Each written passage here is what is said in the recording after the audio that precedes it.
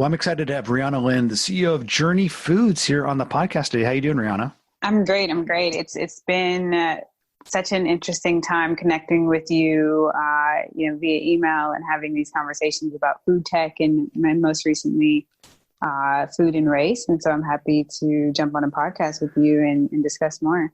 Yeah, we're going to dive into lots of different things today. We met face-to-face in Vegas during CS, which quite honestly seems like a lifetime ago. Wow.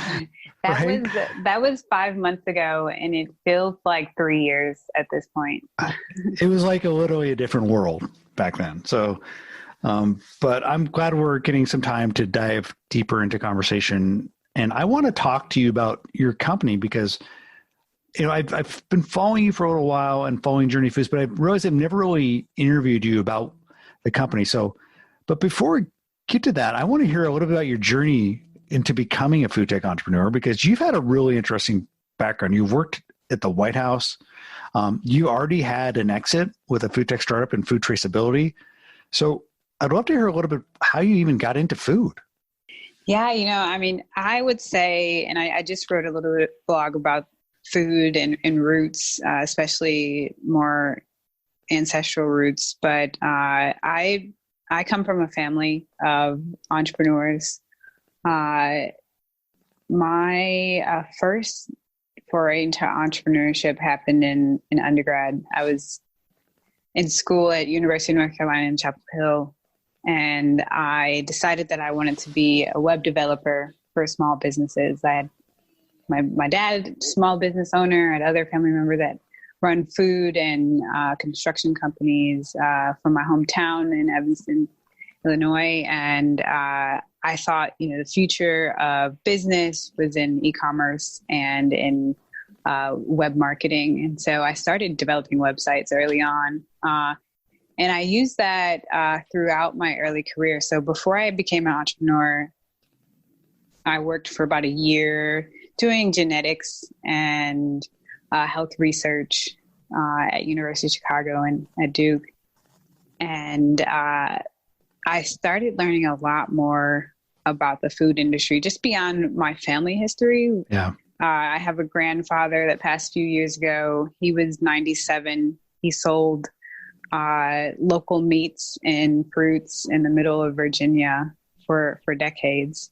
And then I have grandmothers that were either small farmers on their own or sort of health and wellness leaders in communities in Chicago. And so they placed a really good foundational energy into me when it came to entrepreneurship. But I really hadn't understood some of the systemic issues until I started grad school and until I spent time around the University of Chicago campus, living essentially in a food desert. What was your undergrad in University of Chapel Hill, North Carolina, Chapel Hill? So it was in biology and chemistry. Okay. And then I did a double major in African American studies. Okay. So, I knew about food more through like a horticultural lens at the time, genetic lens. And I was always interested in anything from, I think but marine biology was interesting to me at that time. Genetics, I was all over the place with biology, and but I kept coming back to this theme of food. And so when I was researching at University of Chicago, I met during Barack Obama's first inauguration a geneticist and a entrepreneur called Rick Kittles. He had just done an interview on 60 Minutes on his company where he was tracing the DNA of African Americans back to West Africa, really providing a more accurate analysis of genetic history compared to Ancestry.com, just because of the overall data. And when I started working with him, we discussed quite often how one, food affects the genetics of many communities, but also being at one of the top universities in the world, having been placed right in the middle of a food desert. And that was quite the experience for me. So I was in grad school brainstorming ways to bring more fresh options to the local community. And I ended up starting a chain of juice bars with a family member. Oh, so cool. Yeah. And in my sort of my undergrad business acumen turned into, $1 million business in just a few months. And we were running into a tremendous amount of supply chain issues. And was this while you were actually in graduate school? Were you still doing the business simultaneously? Yes, I was. My professors hated it. I would blast I would blast all my classmates on the listservs with coupons to our new juice specials. And it was fun. I got the opportunity to intern at the White House, and then that was extended. And so a lot of folks on the second term were ordering juice packs and cold pressed juices and raw meal kits from the company. And we really started to boom. And I realized at the time at the White House, especially working in the Office of Public Engagement under Valerie Jarrett and Tina Chin, most of the people that were coming through the doors of the White House, honestly, were influencers, celebrities, but also business leaders, CEOs, and startup founders. And I figured, well, I guess I can design exactly the life I want and still touch a lot of the policy that affects people every single day. So that's at that moment, around 2011, 2012, I decided that I was going to be an entrepreneur and sort of triangulate my network into exactly the life I wanted to craft for the way that I think that we need to change many systems, but also for my own joy. So you ended up in the White House. So that's not just a casual thing. Was there ever an intention to be involved in politics? How did that happen? I've always had an interest in politics. I mean, but when you see your hometown senator and a Black man with such an inspiring message to make it all the way to the White House, I told myself I absolutely need to work for him. And especially with so many people coming from Chicago, leading DC and leading the world, I wanted to be a part of that. So it became very apparent to me that would, at least for the short term, be an early goal in my early 20s. And I made it happen. I was also inspired by, Michelle Obama coming from the South Side of Chicago, starting Let's Move, having the White House kitchen garden. I grew up helping my grandmother in her garden. She migrated from central Alabama in the 60s to the north suburbs of Chicago. And when she grew up, she was growing watermelons for the family. Her father acquired several hundred acres of land from a white guy that went broke during the Great Depression. So she was running around in persimmon trees and growing watermelons, and took some of that early childhood learning to Chicago as she migrated in her late teens. And so the garden and the Michelle Obama story was really exciting to me as well. And I got to work that every morning before I really got to do the real work at the White House. And that was just such an exciting experience for me. And as I was saying, this food theme just kept popping up for me, not only in my family history, but in the work that I was doing, in the themes of the scientific research in my family, minority families, and just in general, 1 in 3 people heading into likely to be diabetic in the next decade in the U.S. alone. And so I found it as my mission to figure out a way to directly impact chronic disease through food. And the White House experience helped me dive into that as well. But one thing that I found was I couldn't separate from my interest in business. And so the policy side seemed cumbersome and boring and too bureaucratic, and scientific and academia seemed pretty much the same. But food and business really kept me going and kept me ticking every day. That intersection between the two, and it's like you said, you had this long line, like going back to your grandma, and like this whole family history of some way being entrepreneurs on the food side. And so yourself, you couldn't separate it. And then I think in 2014, you started a company called Food Trace. So this was like really your beyond the fruit or the juice bar.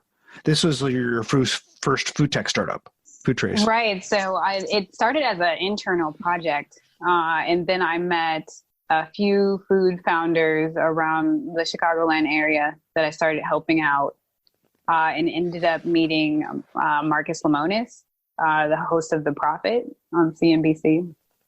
And that was really like the first acquisition. It was like a acqui-hire acquisition of my customers and my team. And we started working on all his investments on the show. And he loves food. So, some of his early investments were in like Key West Key Lime Pico, and some other CPG food companies that were really, really exciting. And we were able to accelerate their growth on the e-commerce side sometimes by more than 20x on just a monthly basis. And so that was super fun. And at that time, I've been building Food Trace on the side, and I stepped away in early 2015, got some of the first venture investment to really scale that up and build out a team. And the idea behind Food Trace, I mean, that back then, food traceability was not as a hot a topic as it is now, clearly in the era of COVID. Yeah. But so you were pretty early. Somewhat. I mean, you had companies that were like Food Logic that were really starting to pick up, and blockchain was entering the conversation a little bit. At that time, I wish I understood more about blockchain. People were explaining it to me, but being in Chicago and just starting to spend a little bit more time in Silicon Valley, it was really playing around with it. So Food Trace was my first foray into software. Even though I had been I was a web developer on the side pretty much already for almost a decade. There was still so much to learn. And it was quite an experience for me, finding the team, building the team, spending time in the Bay, and trying to solve issues that I was seeing head on with my former customers, with the juice bars, and also being very passionate about food traceability and through a procurement lens as well, right? So making sure that more folks were purchasing locally and from maybe women or minority-led farms or businesses as well. And so that went on for a couple of years, and then I was able to extend my position at Google, and then I joined a venture firm, which was super exciting experience as well in 2017. You've been like living this amazing past decade where you've been in the world of politics. You've been on TV. You actually were involved with this, CNBC show, and then you ended up at Google. Like, you've had this amazing journey so far, and we haven't even gotten to your current company. Well, everything has to do with food. Right. And in food and food tech, I always saw everything that I did through a lens of tech. Even at the White House, I was working on the website. I just made sure that everything that I did always had a theme. Yeah. Because people have said that to me, like, you've had all these experiences, and I'm like, if you look at and really dive into all of them, they always were food tech or had some food and some tech in a lot of it. And so I've been quite, blessed and grateful for my opportunities and experiences. And they've really shaped what I think is now my greatest opportunity to build something very, very impactful and highly scalable with Journey Foods. We talked earlier, you're in Chicago, so we hear a little bit of the background noise of the city, which is great. But I want to know and hear a little bit more about what Journey Foods is. I know it's at this intersection of AI and food. Can you tell us a little bit about that concept? Definitely. So one thing that I was finding, especially at the venture firm, so in 2017, I joined to direct Cleveland Avenue. I don't know if you've done a lot of stories on it or know too much about the firm. But Cleveland Avenue is led by Don Thompson, the former CEO of McDonald's. He's also the only Black CEO of McDonald's ever, and one of the biggest companies in the world. And Cleveland Avenue was also lead investor in Beyond Meat and Farmers Bridge through IPO. So that was amazing return, but also story. And with over 12 investments at the time and still working with lots of companies around the country, I was seeing more and more of a trend of not only lack of software that you see in other industries like fintech or MarTech, those things, but even in ag tech, right, where there's been tremendous investment.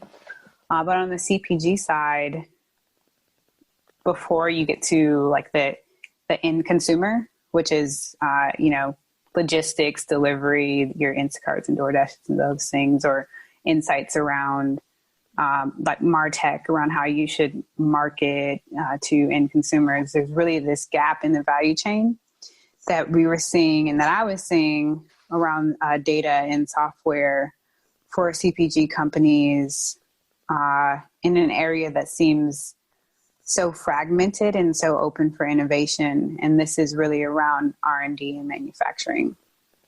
I was always trying to figure out why companies had such a hard time making great products when we're like sending, and what I mean by great products are cost efficient products that don't harm the eater. And, right. We're sending and we're spending billions, hundreds of billions, like sending people to like Mars, right? We don't even know if we can get there anytime soon, or we're, spending hundreds of billions on like scooters, right? And I thought, well, somehow we need to shift the focus and bring some of the smartest people, bring data, bring engineering to food so that we can make it as good for 8 billion people as possible. And a lot of the companies that we're working with don't have as many problems with that. So it wasn't around building software to have a higher success rate in terms of like having food hits within the broader CPG world. You wanted to build software to help these companies make better food that wasn't as problematic from a health standpoint, that wasn't as just because we have so much sustainability as well, right? Sustainability. So, but what does that mean in terms of what does the software and ultimately how does the product help these CPG companies? What is it doing? Yeah. So the way we think about it is one, over the past 40, 50 years, we've shifted into a focus on grocery stores, packaged foods. 70% of the daily caloric intake now are packaged processed foods, right? Yep. And that means that we probably aren't the most efficient as humans in the research and the manufacturing of the products that we're making for millions of people every day. And so we're really focused on augmenting the R&D and the manufacturing teams and the experiences of CPG companies. For the founder, for the small startup, this could mean anything from a founding team member spending hours and days and months researching Google and testing out trials of their products and paying a hefty load to contractors or friends in the industry to make a good product that can go to the market. And then it's another barrier to entry once you actually have to put a nutrition label on it and enter Amazon or go to enter grocery stores. And so a lot of companies struggle with that on the startup side. And then for the larger companies, they have teams of 100, 200 food scientists that are doing benchtop research. They have a lot of antiquated tools, systems, spreadsheets, product spec sheets and PDFs, and they're largely pulled away from quality data and cloud experience. And so we explored essentially becoming the food scientists and food technologists on the manufacturing side for these companies of all sizes. And I'll talk about who we really focus on in terms of our target customer next, but we really try to figure out if we could replace some of those people with a data experience so that we can save companies tremendous amount of time and money making products more healthy, more sustainable at a very cost efficient clip. Is it because traditional CPG workflows and development processes is somewhat antiquated, somewhat disconnected, that it's ultimately repeating in the form of like ultimately food that's not very inspired? So are you basically in some ways digitizing and creating kind of a more cohesive digital backflow through the form of software that ultimately is going to help them just modernize what they're doing and maybe make better products? Exactly. And, our focus is improving those workflows by also creating a data experience and getting enough and aggregating enough data that really turns into an efficacious warehouse that essentially, when we think about it, and one of the biggest challenges that came up early in building out the company, we got a lot of pushback from like food scientists that had been around for decades, right? And they're like, well, you can't do that without a test kitchen, or you can't do that without XYZ knowledge. And I just think to myself, well, a lot of people are starting to trust AI in the creation of pharmaceuticals and like scanning for breast cancer. Why can't we make a better alternative sweetener or protein bar or chicken nugget with, or plant-based nugget with some of the same processes and methodologies? And so let's and I do want to have a conversation about race and food tech because I think it's important. But before we get to that, I do want to ask specifically around the AI component of your product. When you say AI, what does that mean? Because I think it's a term that a lot of people use, but how are you using it to help people do their job better within your product? Yes. So for us, we sort of look at two areas of barriers for companies today. And that's around one, regulatory environment, right? So a lot of information, whether it come down from FDA or regionally from country to country, is translated through more qualitative policies. And so we turn that into more quantitative metrics that help us give customers recommendations on how they could reformulate or build their ingredient portfolios, whether they have products in the market now or whether they're trying to create new products. And so it's really largely a recommendation engine based on several entry points and design needs for our customers. And then we also look at existing supply chain data.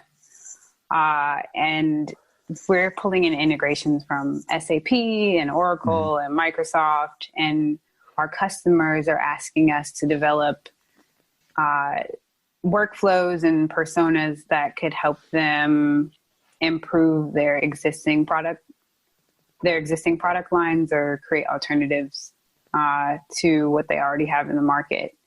And so we're able to look at nutrition goals, cost goals, and supply chain sustainability goals, and give them new formulations that have been saving them a lot of time on trials on the manufacturing side, and also help them understand save and drive a lot more value and impact on their overhead and how they use their internal team members.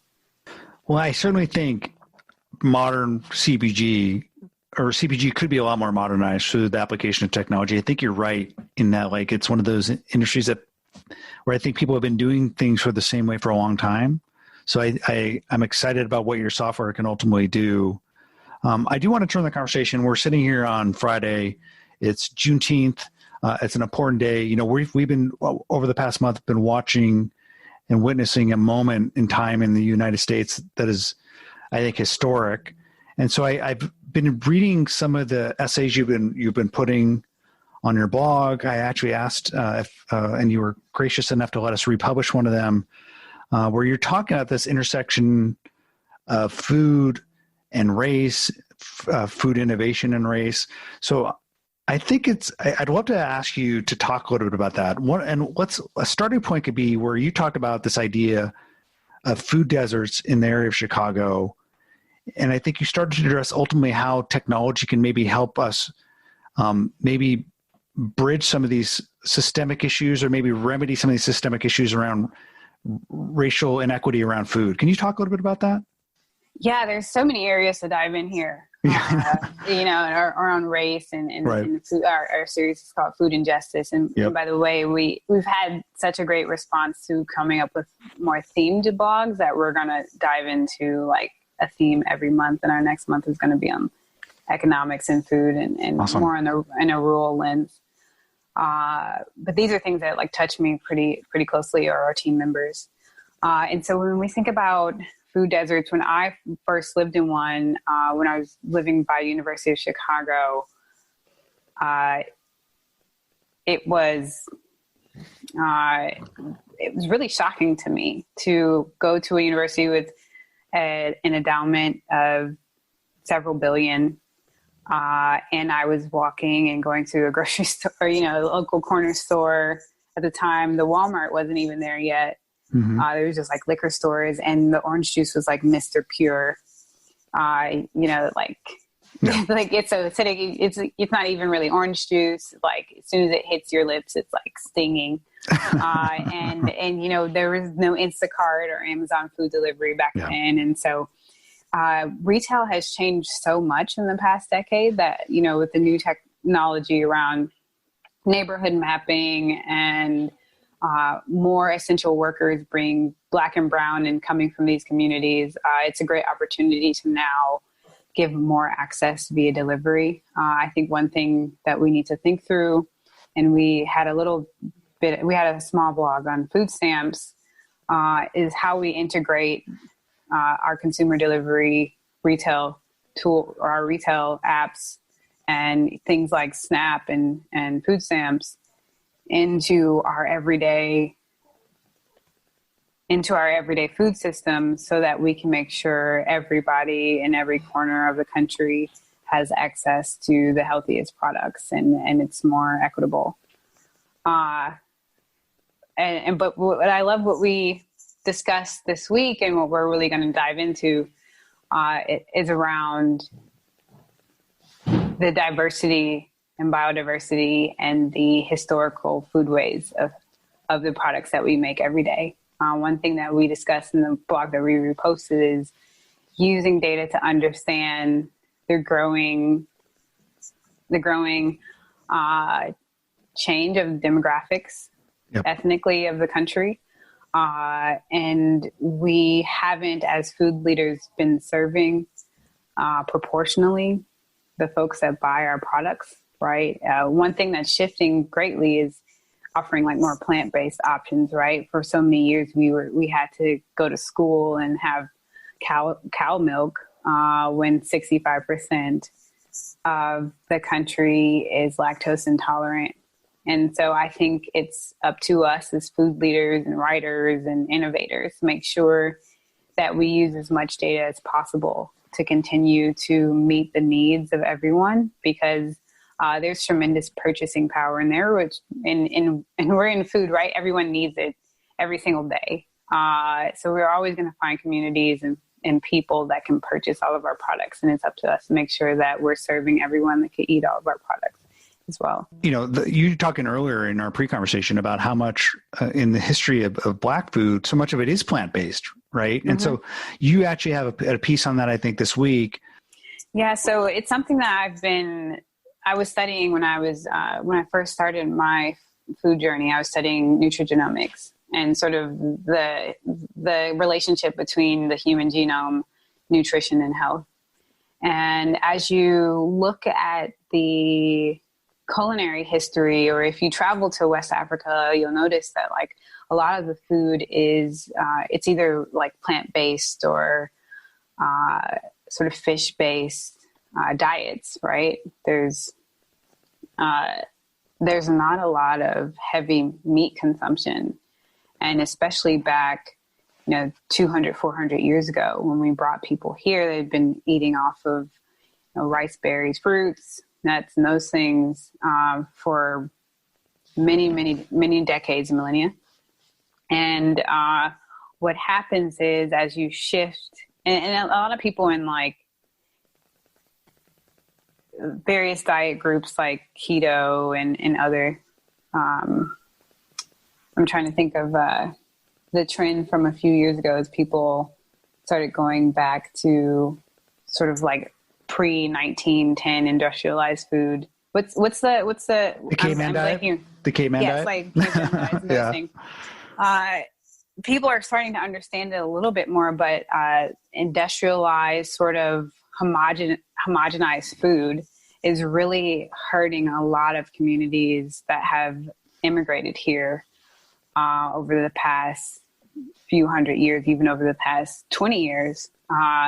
And so we look at some of the communities such as the Gullah Geechee culture of South Carolina and how they were cooking a lot of foods, especially a high number of plant recipes that they use to treat common diseases in the community. And the more you really research the history of food during slavery and pre-slavery, the more you'll find that African diets and Black diets now and the chronic disease levels fare much better with plant-based diets. And I think what really bothered me at the beginning of the month is that you see food leaders, plant-based leaders, and I don't want to call anyone out, but they post on LinkedIn 4 or 5 times a day, and they can talk about like why dogs need plant-based food and like why we're ruining farmland, and somehow they became in like 3 months experts on the environment, but they like cannot discuss how much food affects 13%, or even if you think about milk, 65% of the population in the United States. And I think it's up to us to continue the conversation, and companies like mine and even my voice to be out there and really discuss how much we need to think. And I said this in the blog, like we need to think beyond plant-based nuggets and really serve like tens of millions of people correctly and sort of reverse the adverse effects of the lack of plant-based and historical foodways considerations for Black Americans. You talk about, getting your voice out there. I'd like to talk about just generally food tech and food innovation as an industry. I mean, we do have some really great entrepreneurs, and Lisa Dyson with Air Protein, and you have Jasmine Crowe with Gooder, some great Black women entrepreneurs like yourself. But I think there's probably a lot more we can do. Can you talk about where you think we are as an industry in terms of food innovation and how we can maybe make it even more welcoming to bring more voices into the conversation? Sure. I was having a conversation with a group last week about this. And one thing that we brought up and one thing that I brought up and one thing that I feel all the time, and I speak at conferences quite regularly. I'm typically like the only Black woman on stage. And there could be 200 speakers, right? So It's like, we need to get more founder and there's not as many food tech Black founders. There will continue to be as they're more inspired and creative. But there's a ton of CPG founders that are women and or Black or Latinx, right? And we need to make sure that we're creating the communities and the affinity groups in the larger communities for us. I remember being at Supply Side West and walking through the hallways and some of the ballrooms, and you see like Canada has a group and like the LGBTQ CPG groups. And it's like, there are no Latinx or Black groups at these events that draw in tens of thousands of people, and there's tons of money being thrown around. And so we need to be very intentional about community. I think that's huge, because you need to feel comfortable, and as a founder especially, there's so many challenges that you're going to face that will likely push you to give up.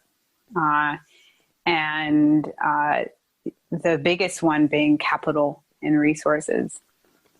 And yeah, that's such a great point. And I don't mean to interrupt you. I apologize about that. But I mean, I was reading today how in Forbes, I think maybe 4% of VC money goes to women, like less than 1% goes to Black women. You mentioned Don Thompson, and you work for Cleveland Avenue. So there's some Black VCs out there, but what are your thoughts on how do we correct that? How do we get more capital to Black founders, Black women founders? Yeah, and this conversation keeps coming up. I think one thing that we need to make sure of is that we need to get more Black funders, right? Because they have the network and they understand probably the community more. So they know that like a Black-led, let's say cookie company or pop or soda company can win with like certain branding, and knowing that founder has a community just as much as, like a first time white guy that's just like thinks he has a cool like CBD soda, right? Yeah. And so we have to make sure that we can get more funders of color. And so that means LPs and institutions and family offices have to be willing to fund and go into rounds with smart folks. There's Black graduates from amazing schools every year that would love to jump into venture capital and angel investing, and they have hard time raising money. Another thing is, I think, and this is something that I found without even the conversation around race, but there are a lot of countries that are just much better at providing resources and energy to their entrepreneurial communities. I mean, you go to like Spain or Hong Kong or even parts of West Africa or Colombia, and the government is putting a lot more resources into like smaller grants for businesses or incentives to start companies and not have a lot of other expenses that you have to manage or worry about. And so I think as a country, we need to figure out ways to help with those early checks for CPG in general. And that can mean, $5,000 to $25,000 can make or break a new idea, especially in the industry that it has lower barriers into entry now with things like Shopify and designers everywhere. So I think we need to find ways to get more companies and more partnerships and more corporates taking risks with the smaller checks and understanding that these founders and teams are out there. Also, we need to challenge our big food companies and our big well-funded food startups to hire minority talent just as much, right? So for some reason, I think we leave out a lot of big tech companies because, food tech companies, from the conversation around inclusivity and diversity, because they're altruistic or they're right. Doing good. They get a pass. They get a pass because they're already doing something positive. Yeah. And you go to like these big alternative meats companies and plant-based meats companies or cell-based meats companies, and their teams have 0 Black or Latin people, right? but they're never challenged on that, and they've raised hundreds of millions. And so we need to make sure that the talent pool is accessible for our food tech companies as well, and they're being intentional about hiring, because then once you hire those folks in, they become founders a few years later anyway, or they exit and they become angels and VC leaders. And then finally, we need to make sure that we are purchasing and being intentional about like how we're putting Black CPG companies on our shelves and how we're purchasing directly from them online, especially as online growth is skyrocketing so much and way more accessible.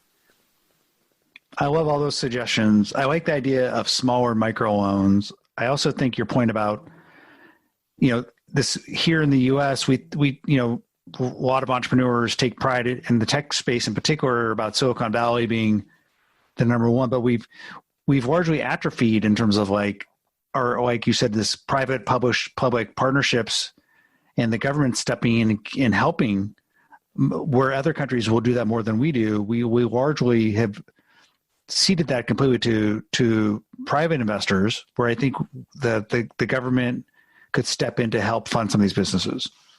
No, I totally agree. And if you think about, there's a stat that I read, but our spending on R&D and like early grants has gone down so much in terms of our total GDP percentage since the 1940s compared to like growth in China and those things. And that means like our next generation of innovation is already at a loss. And so we need to change that route and how we think about those earmarks immediately. Are we at a moment with what's happened with the protests going across the country, and we're having this national conversation about race and systemic racism? Are we at a moment, do you have hope that a lot of this will change, or do you think we'll continue to face these battles and we won't see as much change as we'd like?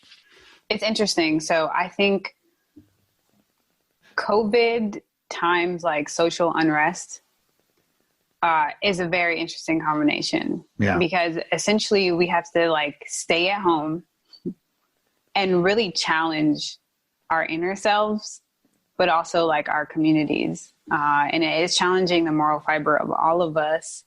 And because we're not like sitting out at beach parties right now, or on planes. So we're buying back so many hours to like really tap in and really communicate and really educate each other.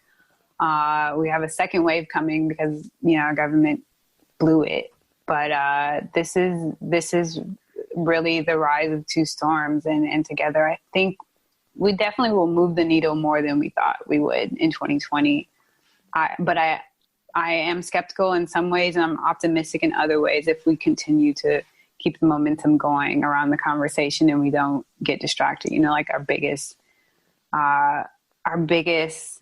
barrier to mindfulness and growth is always distractions. So we need to make sure that a few of us are continuing the conversation, like wrangling others in, and we don't like fall off this momentum wagon.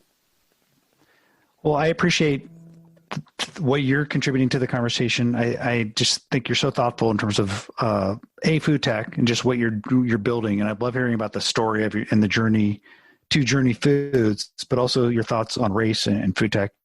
I find very inspiring. So, where can people find out more about what you're doing? Where can they find you? Yes, definitely. Thank you so much. I appreciate the conversation. I look forward to future conversations and sharing more. We're diving into data every day, and it's great to come back out and share a few words and send them out into blogs or into newsletters. And I really appreciate you extending those shares. Folks can sign up for industry updates, white papers, our newsletter at journeyfoods.io. Companies can go there to send an inquiry as well. We're launching new dashboards in the next couple of weeks. So we're very excited about some new features that we're going to be announcing, some new partners in our fundraising as well. Very excited about that.